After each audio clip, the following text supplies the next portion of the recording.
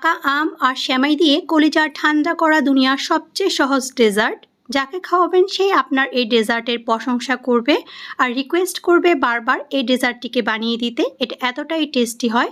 আর আজকের এই সহজ ডেজার্টটি তৈরি করার জন্য আমি প্যানে দিয়ে দিচ্ছি প্রথমে 1 টেবিল চামচ পরিমাণ ঘি। ঘিটা যখন গলে আসবে সেই পর্যায়ে আমি এখানে দিয়ে দিচ্ছি 1 কাপ পরিমাণ সেমাই। আমি এখানে কুলসুন সেমাইটাকে নিয়েছি।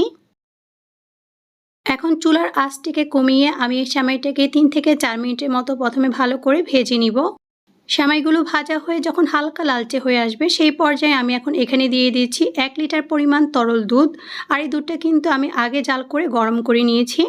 এখন দুধটা দিয়ে আমি সেমাইগুলোকে দুধের সাথে খুব ভালো করে নেড়েচেড়ে মিশিয়ে নিচ্ছি। সেমাইটাকে রান্না করে নেওয়ার এই পর্যায়ে আমি এখন এখানে দিয়ে দিচ্ছি 1/4 কাপ পরিমাণ চিনি। তবে চাইলে আপনারা চিনিটা আপনাদের টেস্টের উপর নির্ভর করে বাড়িয়ে অথবা কমিয়ে দিতে পারবেন।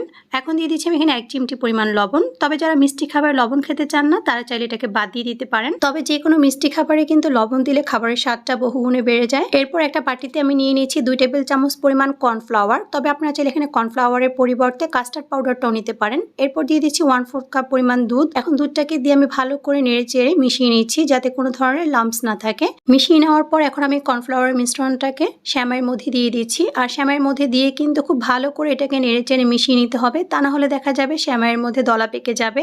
আমার এখানে সেমাইটা হয়ে গিয়েছে। আমি এখানে এটাকে আর বেশি ঘন করব না, তাহলে দেখা যাবে এটা ঠান্ডা হয়ে আরো অনেক বেশি ঘন হয়ে যাবে। এখন এটাকে নামিয়ে আমি একটা সার্ভিং বলে নিয়ে নিচ্ছি। এখন আমি সেমাইটাকে একটা স্প্যাচুলার সাহায্যে নেড়েচেড়ে ঠান্ডা করে নিব। সেমাইটাকে ঠান্ডা করতে একপাশে রেখে দিয়েছি। আর এখন এখানে 2টা আম আমি কেটে নিচ্ছি। আমগুলোকে আমি কেটে প্রথমে কিছু টুকরো করে কেটে নিব আর কিছু আমকে আমি ব্লেন্ডারে ব্লেন্ড করে নিব।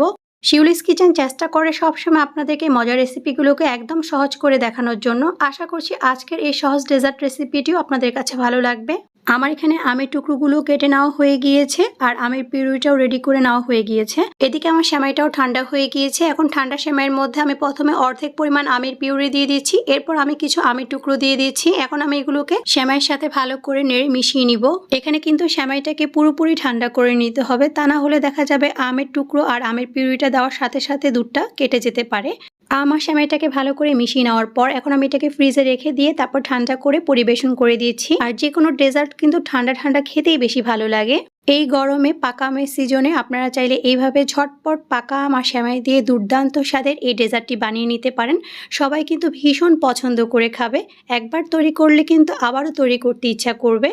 এখন আমি উপরে কিছু কাঠবাদাম কুচি আর কিছু পেস্তা বাদাম কুচি দিয়ে দিচ্ছি। তবে এটা টোটালি অপশনাল, আপনারা চাইলে এগুলো বাদ দিতে পারেন। এখন উপরে আমি কিছু আমের টুকরো দিয়ে এটাকে পরিবেশন করে দিচ্ছি। তৈরি হয়ে গেল দুর্দান্ত স্বাদে লোভনীয় পাকা আম আর সেমাইয়ের ডেজার্ট। বাড়িতে একবার হলো তৈরি করে খেয়ে দেখবেন, আশা করছি ভালো লাগবে। রেসিপিটি ভালো লেগে থাকলে অবশ্যই আপনাদের ফ্রেন্ডস ও ফ্যামিলির সাথে শেয়ার করবেন। আর কে কোথা থেকে আমার ভিডিওটি দেখছেন তা অবশ্যই কমেন্ট করে জানাবেন।